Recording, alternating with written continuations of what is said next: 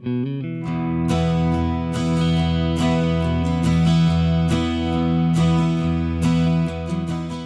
a path along the roots of Pikes Peak, you take a fork in the road to the Anselm Society Digital Pub. Inside is a raucous conversation on the arts, faith, and how our conversations would sound at 2x speed. At a corner table by the fire are three people. One of them is asking if anybody else has dared to try listening at 3x speed. And that's me, Matthew Mellema. And welcome to Believe to See, a podcast of the Anselm Society Arts Guild. Here at Believe to See, we explore the relationship between faith, art, and storytelling. Our goal is to help you connect the great story, the great stories, and our own stories in order to understand what it means to live with a Christian imagination. Let me start this episode with a list of some of my favorite novels. This is not exhaustive, and it's a little ad hoc.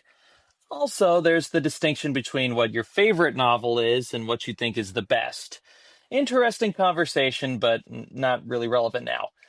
But anyway, here are some of my favorite/best books I've read within the past few years.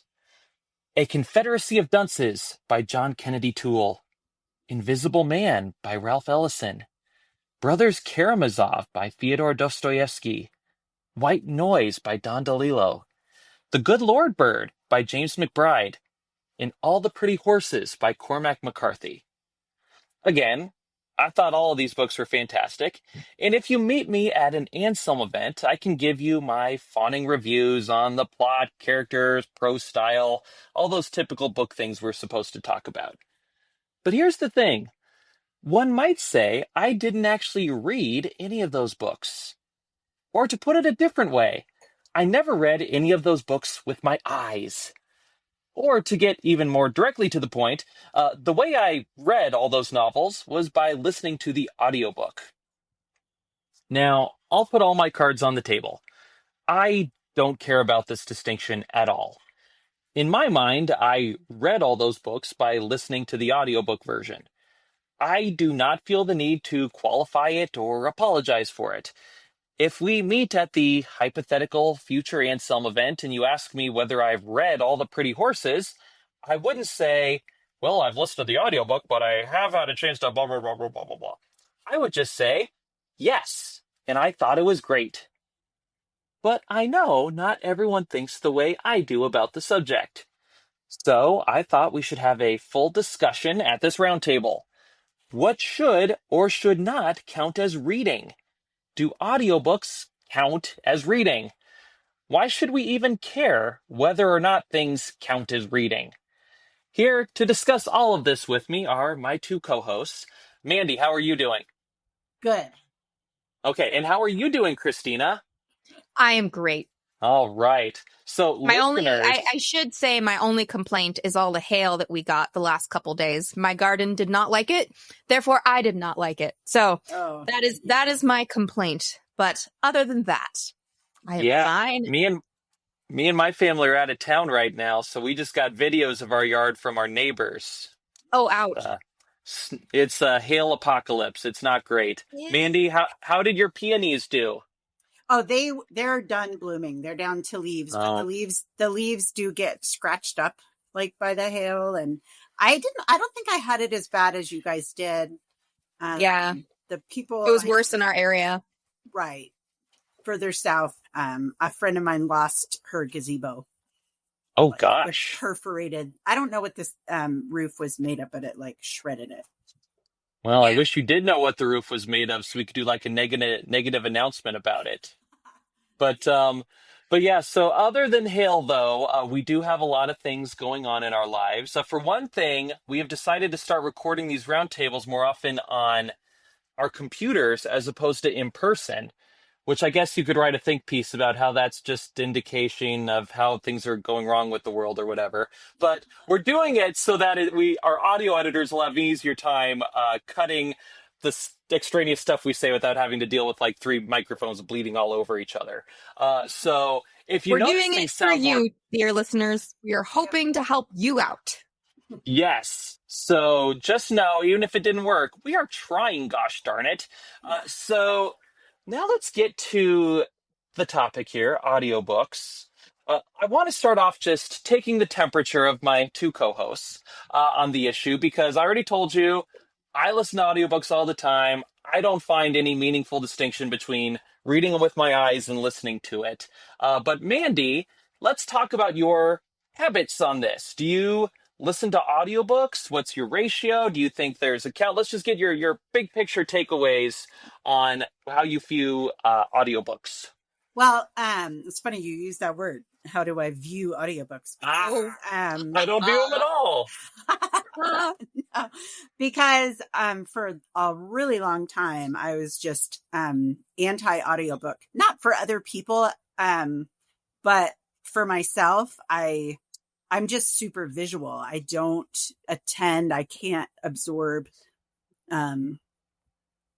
audio, like lectures. I have a really hard time if I'm not, weirdly, if I'm doodling, I can listen better than if I'm not doodling or taking notes, but I can't just sit there and soak it in. My mind wanders. And so I just thought audiobooks were not for me. And then I started listening to podcasts, and I learned through that there are certain podcasts that I can glean things from, and it tends to be ones like ours where it's a conversation.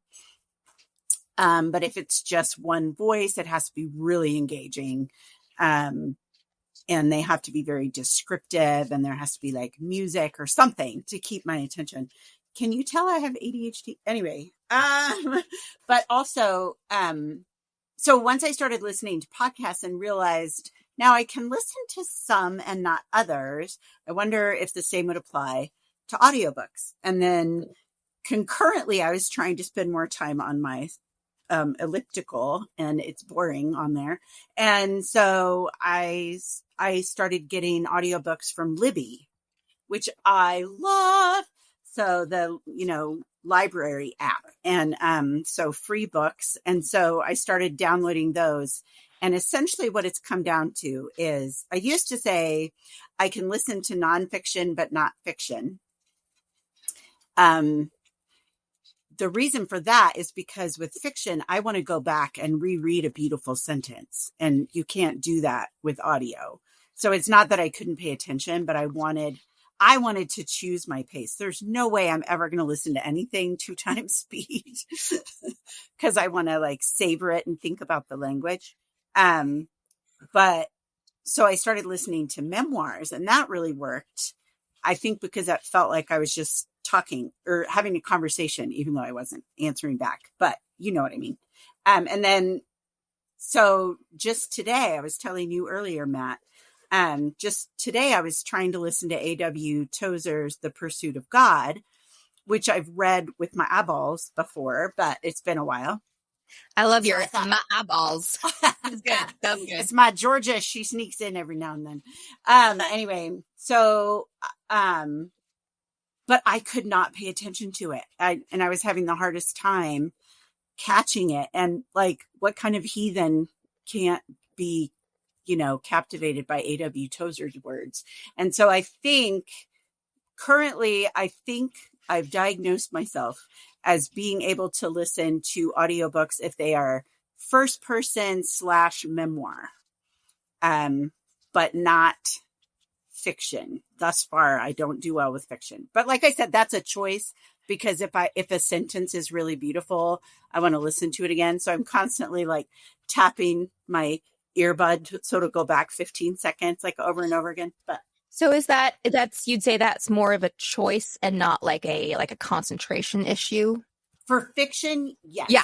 Okay. Mm-hmm. Okay. Yeah. Because it will get my attention. Okay. Because it's fiction and I love fiction. But for that, I want to sit there, and I don't even like e-readers. I want to sit there with the pages, stick my face in there, hug the book. Yep. Hence my Instagram handle, book hugger. I'm all with you there. Yeah, you can't hug an audiobook, Matthew. Nope. You can kiss your earbuds. That's about it. He's hugging his Kindle. I'm hugging my phone. It's even worse. Yeah, that's worse. It kind of is. Yeah. Phone hugger doesn't have quite the same resonance as book hugger, but No, all right. So that was a that is, long-winded answer, is what that was. but it was an informative answer. All right. Excellent. So Christina, tell me your priors. How do you view audiobooks versus iBooks? What are your listening habits? Yeah. Okay. First, when you say iBooks, do you mean like an Apple product? I mean, books you read with your eyes. Oh, okay. I was like, I didn't know about iBooks. Okay, good. That makes me feel better. Eyeballs. Okay. Eyeball audio. Gotcha. All right. No, I mean, I have nothing against audiobooks. I really don't. I actually think they're really helpful for a lot of people. And I love that you can do dramatic readings. You know, there are a lot of people who can do more dramatic readings. I love that it's a great alternative to screens for some people. Like, I know even for kids, you know, there's so much screen time that kids are getting these days. And I know sometimes frazzled parents are like, but then there's like, well, hey, you could give them an audiobook. And I wish more parents would try that, because I think it actually becomes way more engaging to a lot of kids than they think. Because kind of like you said, Mandy, they can still color, they can still doodle, they can still play Legos, you know, when they're listening. But it does give them something to pay attention to. So all that to say, I think audiobooks can be absolutely great. But I very much don't think that someone should only listen to audiobooks and never pick up a book with their hands. And I think there are a couple of reasons for that. I think, first of all, if you're only, well, nope, first, gotta go back, caveat. Well, I know there are I people. will say, Christina, before we get into your reasons, let's talk more about your habits. So, do you listen to audiobooks personally? Oh, fine. If you make me back up, I will. Yes, I do very occasionally listen to audiobooks, but the only reason I say occasionally is because I only listen to fiction audiobooks for the same reason because of the attention issue.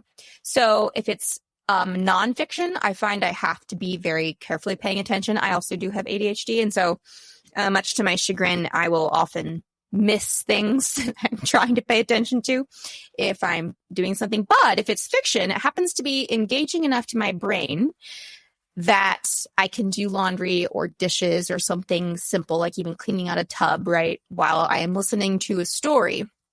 I cannot drive and do that. I do believe in paying attention to the road is the most important thing when you're in a car. Matt's not so sure. Yeah, Mandy and I are very sure. I cannot drive. If I'm driving and listening to an audiobook or even a podcast, I will either lose track of what I'm listening to or I will miss a turn. Yep, that's why I do not. Music only. No, but so Matthew, I would say I do listen to audiobooks occasionally if they're fiction, and I will choose very engaging fiction. So I tried to do, forgive me, listeners, and forgive me, Mandy and Matthew. I tried to do Marilyn Robinson's book, and I could not. It was very difficult. It was not engaging enough. I could not keep it. So Housekeeping. Which one? What? Gilead? Is it Gilead? Gilead. Yeah. Okay. Ooh. Yeah. I don't think I could listen to that one for audiobook. And I feel like it would depend greatly on the narrator. Okay. All right. That makes me feel a little bit better. Yeah. I know we talked about, Mandy, one of your absolute favorite books is Peace Like a River by Leif Enger. And that actually I listened to that on audiobook. So that's how I encountered it. And the funny thing is, what I enjoy about audiobooks is that sometimes when you hear something a certain way, you remember where you were when you heard it. So sometimes it doesn't necessarily work that way with reading. Sometimes it does. But for me, I remember I was painting my children's room when I was finishing that book, the audiobook, Peace Like a River. And I was painting, they were sharing a room, they were in a small apartment, and whereas my daughter's crib was on one side and my son's crib was on the other, and I was painting his wall blue and her wall pink. And I still remember painting the walls as I'm finishing up the end of this audiobook. So, I love that's lovely. Yeah, that's just a fun fact. But anyway, Matthew, I would say the majority of my reading is not audiobook. Does that answer your question? So it does answer my question. So one point that I find pretty interesting here before we get going to a lot of the more specific pros and cons of paper versus Kindle versus audiobooks is the attention thing. Because my attention analysis is almost completely flipped. It is work for me to pay close attention to reading words on a page, whereas I think my brain just naturally inclines toward audiobooks, and it's much easier for me to pay attention for long periods of time. I think my mom would credit this to listening to Adventures in Odyssey when I was a kid, that I'm a naturally auditory learner. But I don't, we'll go ahead and give them the credit for it. But whatever the reason, I naturally am able to pay better attention, I feel, to stuff that's being read to me and listening to it rather than being on a page. So part of that, it seems just like learning styles, how your brain happens to be put together. But there's other benefits of different methods as well. So I'd like to go through this almost in order, right? I want to talk about the benefits of paper books, the ones you kill the tree for, and then you put the ink on it. The one reading Kindle or other e-readers. And then I want to go to audiobooks because I do feel like there are legitimate benefits and drawbacks of each of those mediums. So let's go through that. We'll do paper and Kindle a little bit more briefly because I want to spend the most time on audiobooks. But let's start with paper because I feel like both of you are the sort of people who really prefer paper. I'll start with my priors just to get it set up. I read very rarely on paper books now. I only very rarely order paper books. My library, unlike my bookshelves, is almost a time capsule of the pre-e-reader days for me. Because a lot of these books that I just listed off, Confederacy of Dunces, White Noise, The Good Lord Bird, Invisible Man, these are some of my favorite books, full stop. I don't own a paper copy of it because, I'll just get it on the e-reader. Who cares? There are aspects of paper books that I do enjoy. I like underlining things with my pencil. I like making little margin notes. I'd always have a index of favorite lines in the front cover. So especially if it's like a literary book or one with a really good prose style, where it'd be like, oh, there's a good passage on page 89. And I always put that together. Then I never go back and read it again. So there are certain things about it that I enjoy. I love the tactile way that the pages feel. I like the smell of the books. I like all of that stuff. But that does not drive me to actually make that a majority of my reading time in the world today. And I understand, Mandy, that you are going to have a very different opinion. So why don't you share that opinion with me? Write a love letter to paper books. Oh, a lot of the things you said, but I'll expand on them. The tactile experience, particularly, there's nothing like a decollage.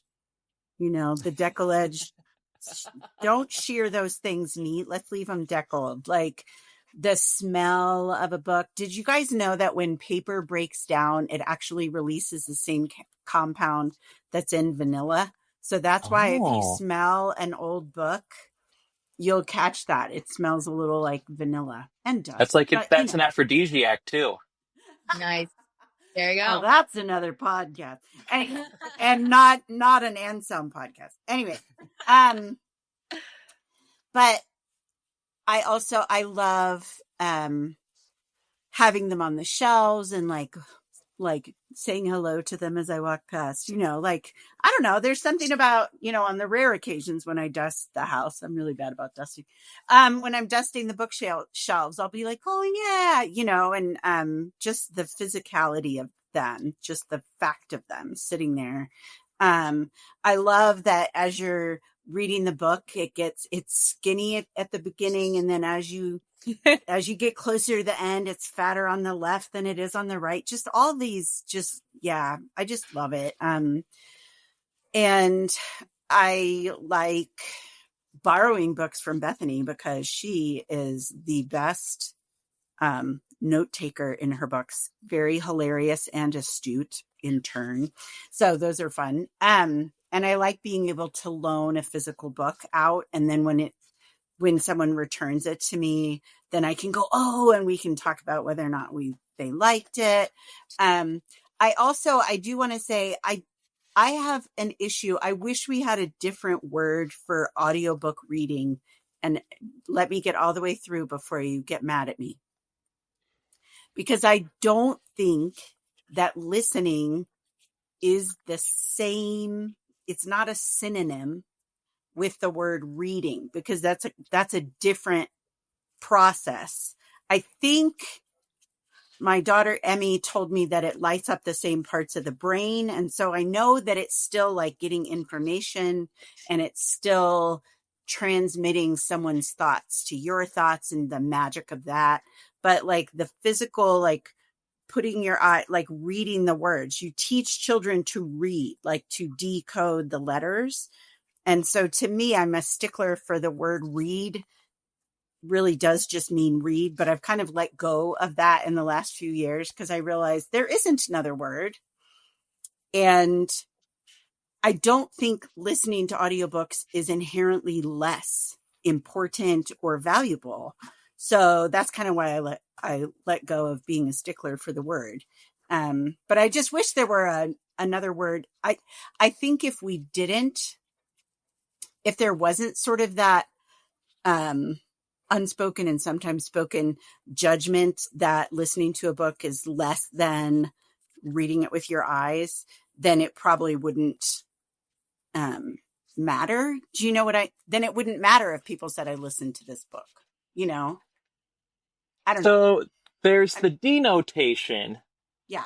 In the connotation. Yes. You would say that just denotatively you wish there was a different word so you could keep the two concepts separate, but you do not wish to make the connotation that reading is a better or purer form of consuming the novel. Right. I do still think we need to teach children to read, and we need to help as they get older. We need to help them read better, and by that I mean like the eyeball reading is important, because you need to be able to read like warning signs and stuff.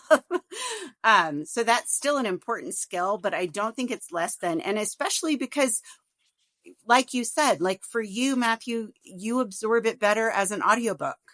You absorb it better by listening. So why would anyone, it doesn't make any sense to tell you have to do it the way that is less impactful to you. That's ridiculous. So I don't know. I'm about to say that to him. No, I'm kidding. Did I answer the question, or did I answer that question plus three more? Or you wrote your love letter to paper books, and then you went on to so much more. So it was great. So Christina, tell me again. I get the feeling you are a paper book person. So what do you enjoy about paper books in particular? Yeah. I mean, many of the things Mandy said, I think it's, I think I'm also I was going to say, I don't know that. Okay. Well, it depends on if we're talking about paper books versus audiobooks, because what I'm about to say applies to that, but it does not necessarily apply to paper books versus like ebooks or Kindles or something like that. So what I'm about to say compares the paper to the audio. And what that is I am a very much, I really believe in embodied things and in physical objects. And I really do believe that the things we encounter affect us. And so I think the act of holding the physical object of a book and kind of like Mandy said, like being able to feel beveled edges, the weight of it in your hands, to actually smell the pages, to engage your senses, to see how much you've read on one side of the book versus the other. And, which side of your palm is getting achy because the pages are being flipped to the other side. Have been there with me? Anybody been there? Yeah. You're like holding the book. Yeah. And it gets achy. Lonesome Dove is a tome, man. So yeah, I think there is something very real and important about a physical object engaging with us and us engaging back with it. I think it says a lot about focusing our attention on something. And So I honestly, if all things were equal, which I know they're not, because I know especially people with dyslexia have a really hard time reading, and audiobooks are one of the best ways they can engage story and narrative and things like that. So with that caveat, if that sort of learning disability side of it was not, a part of the conversation, like part of the issue, then I would definitely be the one who argues for paper books at all times. So. Well, a couple things that I do enjoy about paper books. And I'm trying to figure out if they are legitimately good reads or if they're just like things that I happen to like. They're just sort of nostalgic sort of things that I like. Again, I do love the feeling of, marking the paper. I like all of that, for especially for poetry. I think that's the one that I have the biggest preference for paper, just because I really like to analyze the poems. I'm one of those people who's like marking the feet and like circling the rhyme scheme and all that stuff. So that's just something I really prefer on paper. And there's something just that feels nice. Like there's one book of poetry that I bought when I was like 19, and it's traveled the world with me. I remember reading it like in Scotland or whatever, and that's really good. But I'm trying to figure out if that is stuff that I think is objectively important, or if it's stuff that I just happen to enjoy. And that's the thing that I'm coming back to. No, that's a good point. I liked what you said about the poetry, and I liked what you said about a book that kind of came everywhere with you in Scotland. Again, I think that, because that goes back to, like, for me, the very physical object carrying memories and carrying miles. Ha ha ha! I look at my poetic like alliteration there. But there's a book that I have, and I still have it. And part of the reason I still have it, it's not a particularly special book. It's like a history textbook, but it's smaller. And I had it in my historiography class in college. And I remember carrying around my book bag on campus. And I had a whole bunch of like dietary restrictions in college. And even though this was still terrible for me, it was like one of the things that I was still allowed to have. Couldn't have any sugar, couldn't have any of that stuff. So I had Diet Cokes, and they were like my treat. And so I remember going to like this what they called the SAC, which was the Student Activity Center. And I would get my like little bottle of Diet Coke, and I'd go around and I'd put it in my book bag and do my studying. And one day... Oh, Christina, that's so sad. I know. And one day I was sitting under a tree, and I had just purchased my Diet Coke, and I had opened it, taken a sip, put it back in the bag, pulled open my history book, and the Diet Coke had spilled all over the pages. So not only did I lose my lovely treat, but my little historiography book was forever tainted with Diet Coke. So, but hilariously, I still have it. And, the pages are sort of brown and crinkly and warped, but still very readable. But that's a story, and it takes you right back to the tree. It really does. It really does. Yeah. I don't think that I would have necessarily remembered that I enjoyed Diet Coke so much if it weren't for seeing that book every now and then, being like, oh yeah, that was a thing. That was part of my life back then. Yeah. That's funny. So one final aspect of paper books I want to discuss before we move on to the next one is, let's be real, we're all readers, and we often socialize with other readers. There's an aspect of you want the trophy on your shelf. You're like a big game hunter to show like, oh yeah, I went... Oh, I totally bagged me Anna Karenina. There it is right on the shelf. See? Annotated and everything. Oh. Where, again, like a part of me is thinking, should I buy paper copies of these other books? Because they're like expressive. Yeah. They're the books that I enjoy the most. I want them to sort of define me. Is sort of like... Or is that just being like pretentious and vainglorious or whatever? I don't know. But yeah, so that is the final aspect there, the trophy aspect, maybe. I don't think it's just about the trophy. I mean, obviously, when I'm having a Zoom meeting with my agent or something like that, I'm paying attention to what books are behind me. Not like you can see them in this shot or anything, but I do pay attention. I don't have books that I only marginally like out in the living room. Those are in my bedroom, But like I said before, like I like being able to look at them. Like it's like seeing a picture of an old friend to me, like looking at Peace Like a River or Sing Unburied Sing sitting there on my shelf. It feels like looking at a photograph of an old friend. So I highly recommend getting cool. I like that analogy. Get copies of the books that you love because you'll like to have them around. And let's all be honest, when we're in other people's homes, we kind of judge them by their bookshelves, right? You look at it, it's like, ooh, or like, oh, okay. I mean, I will say Peter laughs because there'll be times if we're watching like someone being interviewed on CBS Sunday Morning or whatever, if they have a bookcase behind them, sometimes I'll make him pause it and I like run up to the TV and I'm like, what do they have? What do they have? And I get really annoyed if it's all the books they wrote. And I'm like, okay, fine. Actually, it's true. I think probably one of mine and Brian's favorite stories is when we were pretty early married. So probably like 2 years into marriage. And we had someone over from our church, another couple, and we were like, trying to get to know them and everything.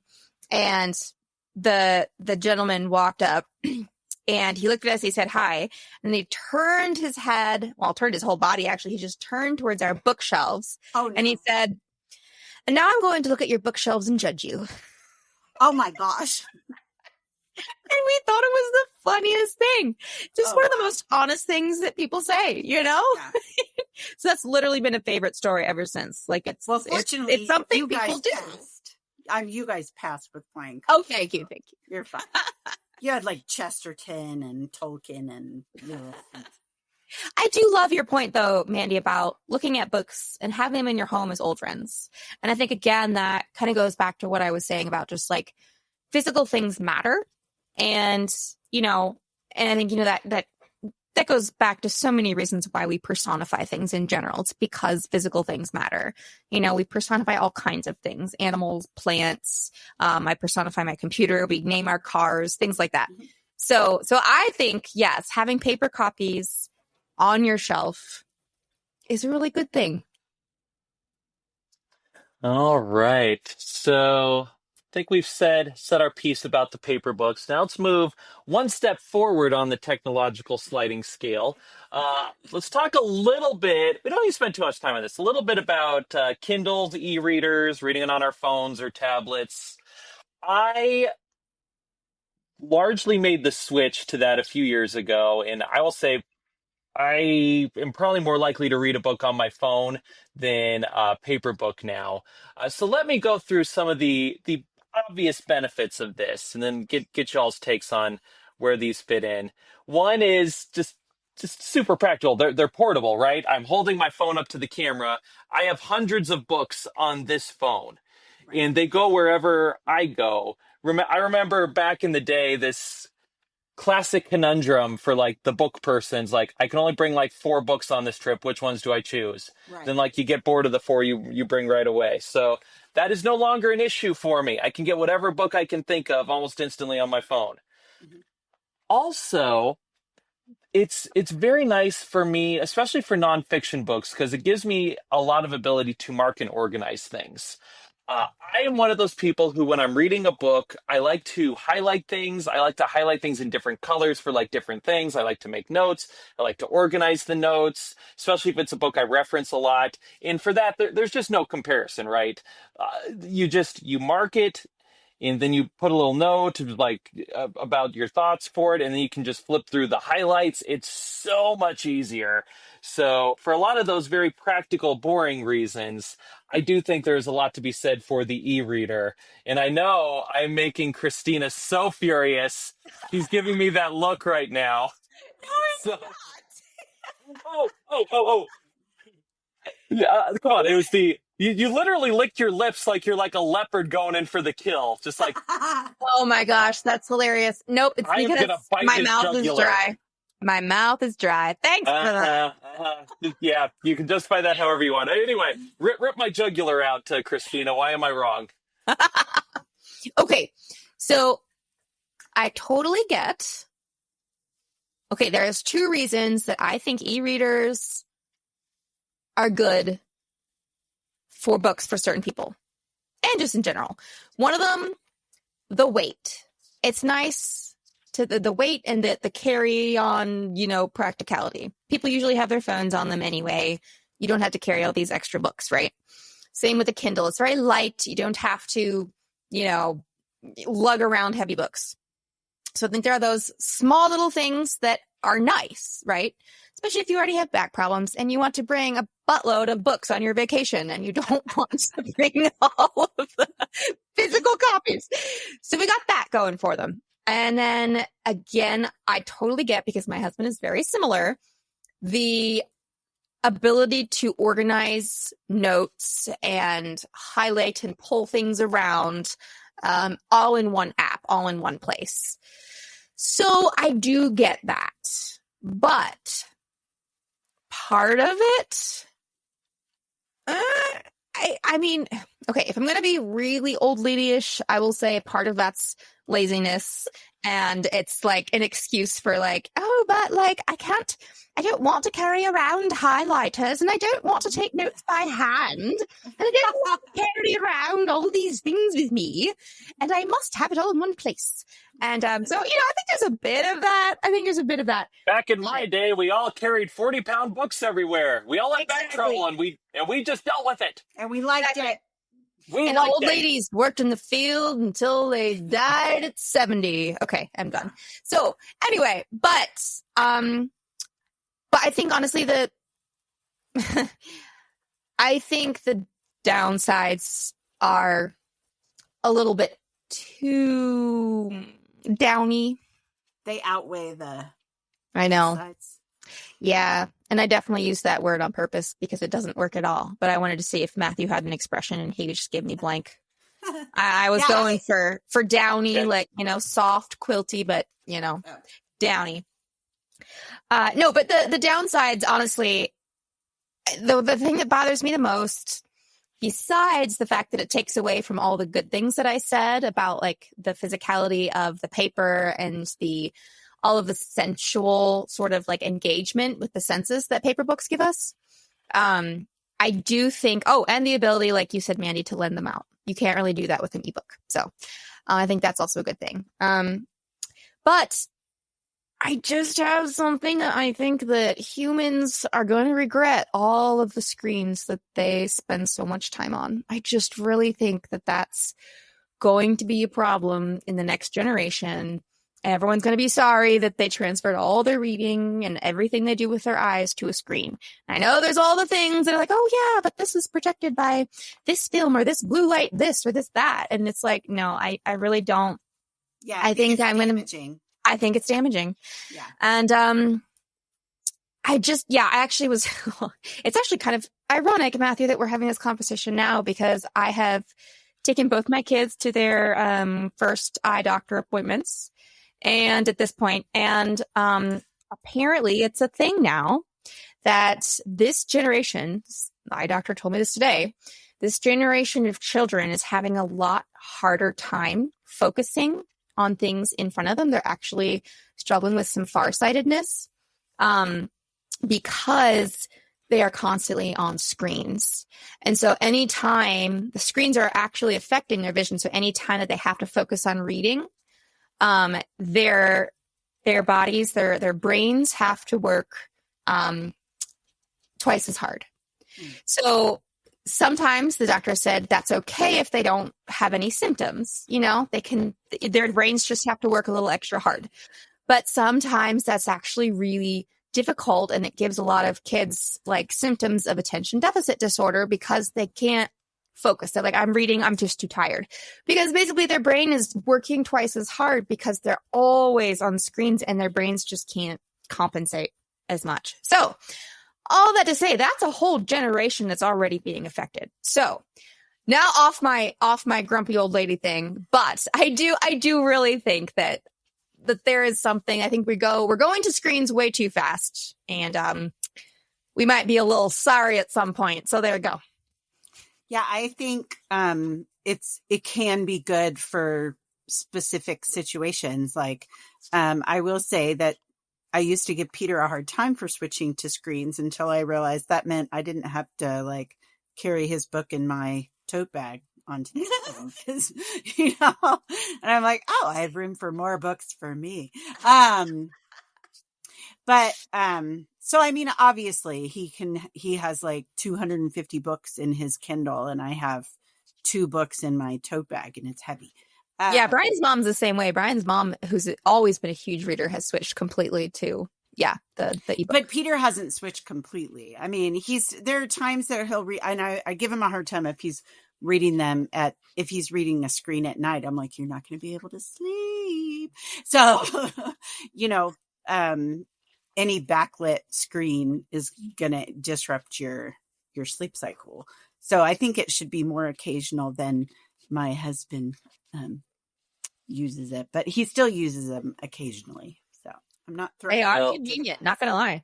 They are. Well, I do think this is part of a larger ongoing debate that we've been having on the podcast, but Yeah. I am in general skeptical of the line of thinking like, the way we had it before the technology was better, because it's always easy to do these sort of post hoc rationalizations. You can see, like, back in my day, we had scrolls on papyrus. Well, I mean, better. They were handwritten. Now with these new movable type, it's just worse for blah, blah, blah, blah, blah, blah. And I do think a lot of there's something there in parts of it, because there are certain... I think you're just overlooking the science, but that's okay. Well, there's actually, you will go through. There's a great account called Pessimist Archive, which I've given a shout out. Yes, they'll go through leading scientists say that the radio causes homicidal mania. There's always these sort of reports out there. There's always news reports based on half understood scientific articles. So you have an argument with Christina's ophthalmologist? I say if you're concerned about the eyesight, there's other things you can do. There's screen readers that don't have blue lights. There's all this other stuff.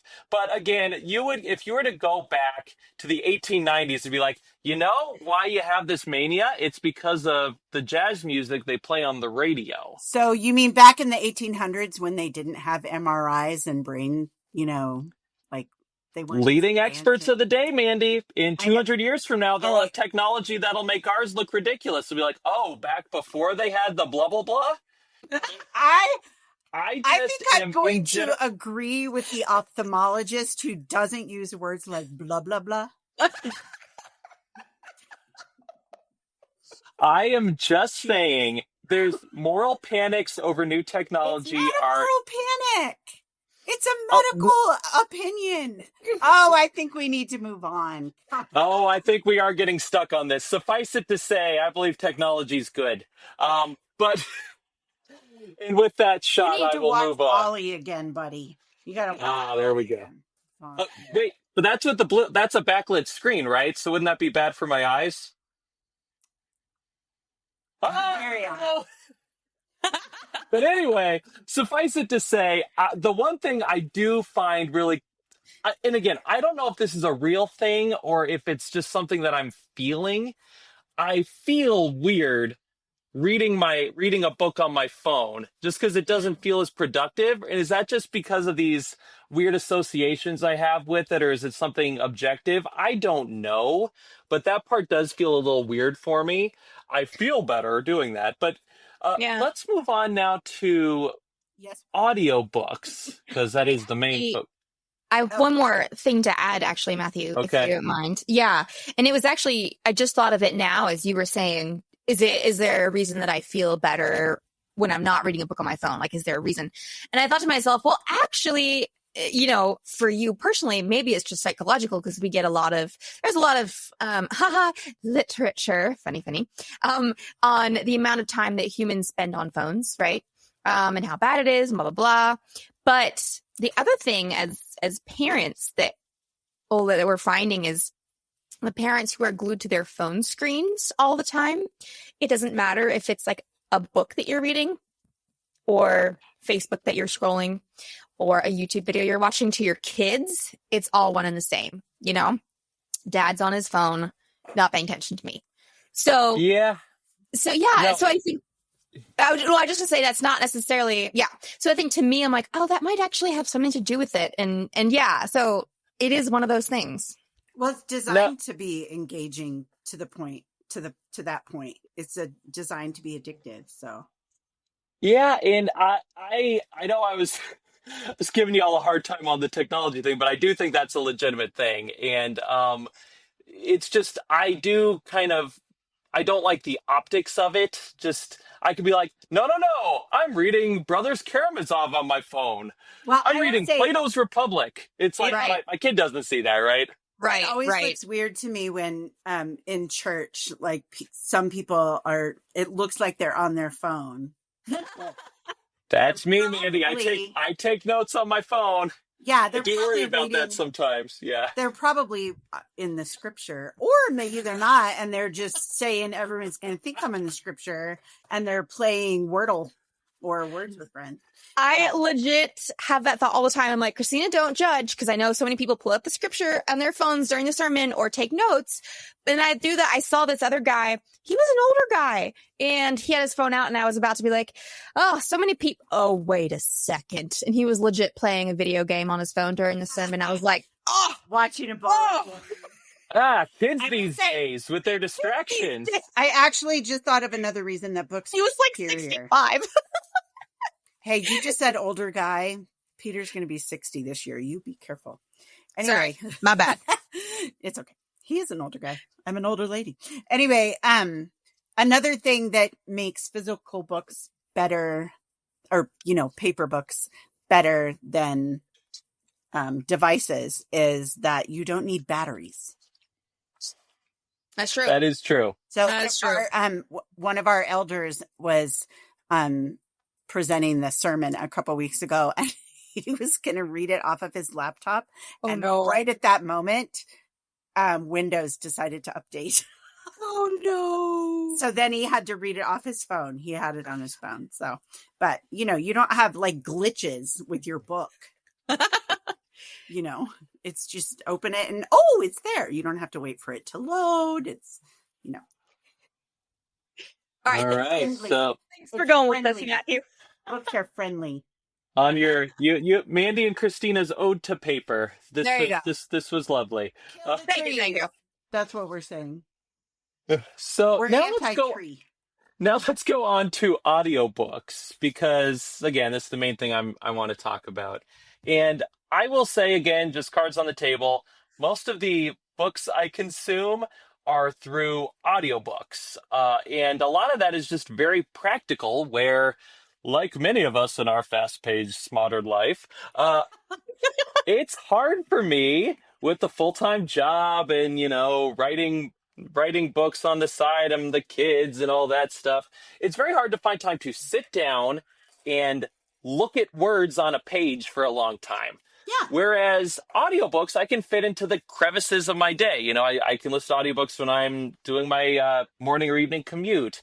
I can listen to audiobooks while I'm walking the dog. I can listen to audiobooks while I'm doing the dishes or anything like that. So it's all the other time where I'd generally be alone with my thoughts, where I'm now consuming books. And I just think that is a much better use of my time, because the inside of my head when I'm just thinking is a terrifying place. So there's It's all that. echoey in there. Yeah, exactly. And again, it sounds like the way my brain's wired might be different than the way Mandy and Christina's brain's wired. That's how it works. But I have a much easier time listening to something for a long time than reading something for a long time. Yeah. I don't know. It's just how it works. Yeah. And I just find them much better all the way around. Like I love them to pieces, and I feel like they have. My life has been very much enriched since I got the Libby app and have started being able to listen to audiobooks regularly. Yeah, well, I will say there are times, like I think I told you guys that when I sat down to read The Long Walk by Stephen King, I could not stop reading because I felt like if I stopped reading, I was going to leave the characters in the book in the predicament they were in. If I know that's crazy, but that's Mandy's brain. And so I read that book in one day. Wow. And I kept having to put eye drops in. My eyes were so tired. It's a Stephen King book, though. It's not short. I mean, it wasn't The Stand. I don't read that fast, but it was probably like, I don't know, 350 pages, maybe 400. And I just could not, I couldn't, all the characters were going to suffer if I put the book down because I was leaving them stuck. You're such an Enneagram 2 and I'm all here for it. That's true. Oh my gosh. That is really funny. Yes, I was worried about the figments of Stephen King's imagination. Okay. Anyway, but it hadn't occurred to me that that would have solved my eye problem if I'd listened to the book, you know. So it's funny because when people read aloud, it's often takes longer than if you were to read it yourself. So for all that you're saying, Mandy, I do get that. But also you may have had to stay up for, 24 hours to get all that instead of just the 12, 18 hours that you read that day, because the voice would have been slower. And you already said you cannot listen on 2 times speed. So, just saying. That's true. That's a good point. Mm-hmm. I like it. So, and that's another thing, just practically, I really enjoy about audiobooks is you can control the speed that you listen to them. I I have a system, okay? Because I'm almost always juggling at least a few audiobooks. Well, you have a system because you're Matthew Mellema. That's why you have a system. Thank you. Thank you. Thank you. I know you meant it as an insult, but I mean it as a compliment. So it's more of a statement, Matthew. So for my literary books / the books I'm just reading for funsies, I listen to those at 1.5 speed because it's gotten to the point where listening to it at 1 speed just sounds like they're talking like this. So that's my slow. 1.5 isn't that big of a difference, so I can see that. And the thing is, don't underestimate the human ear. If you give it some time, it will get used to listening to it at that speed. Where for a lot of informational books or a lot of the other books that I'm just sort of going through a little bit more quickly, I will do 2 times speed. And that I've just found is no problem whatsoever. For some, I've started experimenting with 3 times speed. They're the ones where I just need to get through them. Like my first grader, bless him, he has books that he will assign to me. Like the Wings of Fire Dragon books he loves so much, and he assigns them to me, and he expects me to have them done by a certain time. So it's like, I just need to plow through this bad boy so I can pass my son's pop quizzes that he gives me on all the dragons. So I listen to those at three times speed. It's not too bad. Okay, wait, does he read them on paper or does he listen to them? So this is an interesting topic too, because obviously we buy lots of paper books for our kids, right? But we got that Yodo, where it's for people who don't have young kids. It's a book reader where basically all it does is read books. So you have the books, it's downloading like a little card, you put the card in, it reads the book. So they listen to audiobooks on those all the time. So they've been on a Roald Dahl kick recently where they read like the BFG or the Witches every single night as they're going to sleep. And they just do those all the time. Or like Frog and Toad, all these other like classic books that they just listen to. And I think that's absolutely great. I think developing listening skills is a really good thing, and that's a way to consume stories. Yeah, my girls would check out, and back then it was cassette tapes. Oh yes, I remember that. They would check out Misty of Chincoteague from the library over and over. They would keep it checked out and then renew it and renew it and renew it, and the library would be like, "No, you have to bring it back now." And they'd be like, and then they'd put it on hold. So cute. Yeah.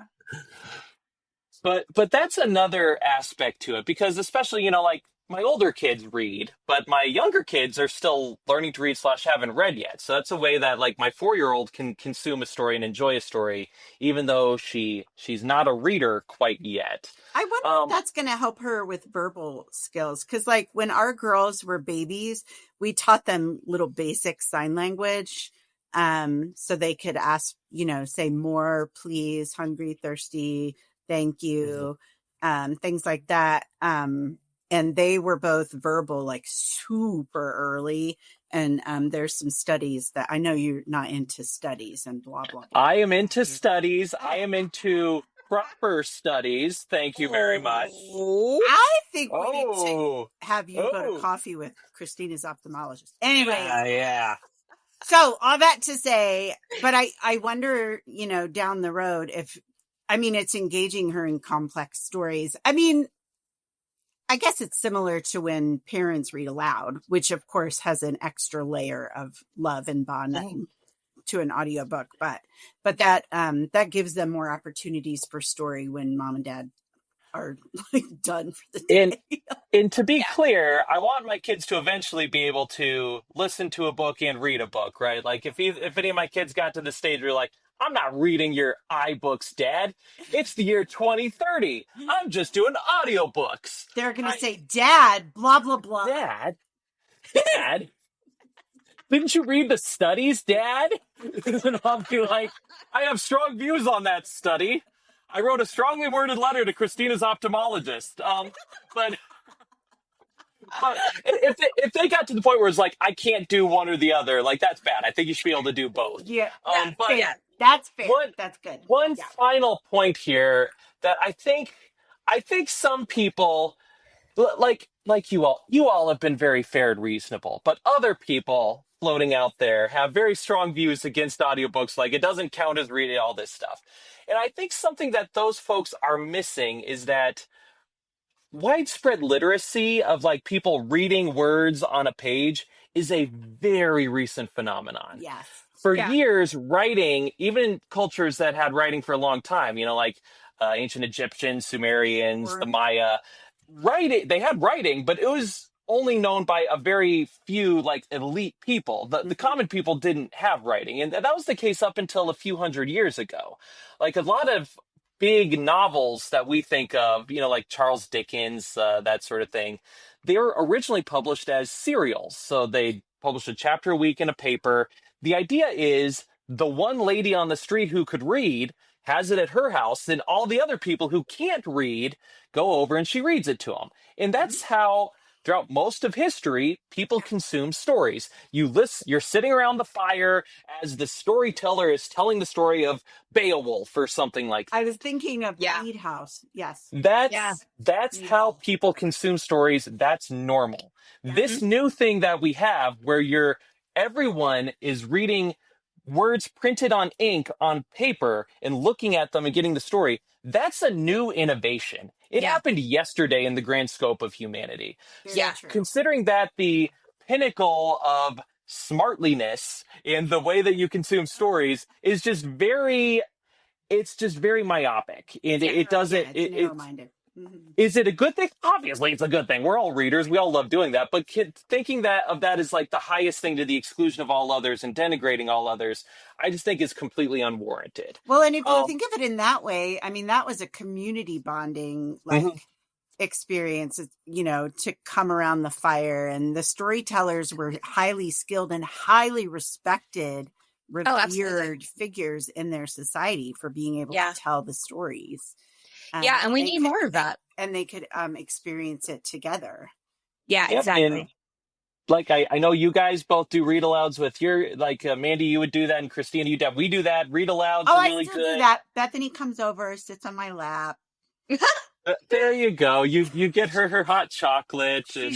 She's 3 inches taller than me, but you do what you can. So... Yeah, I mean, Matthew, it's interesting. If I were to eliminate one of these sources, it would absolutely be any kind of screen reader. It would be like interesting. It would be uplift both the audiobook and the paperback and eliminate screen reading entirely. Because you can take 250 audiobooks on the airplane too. You can. That's true.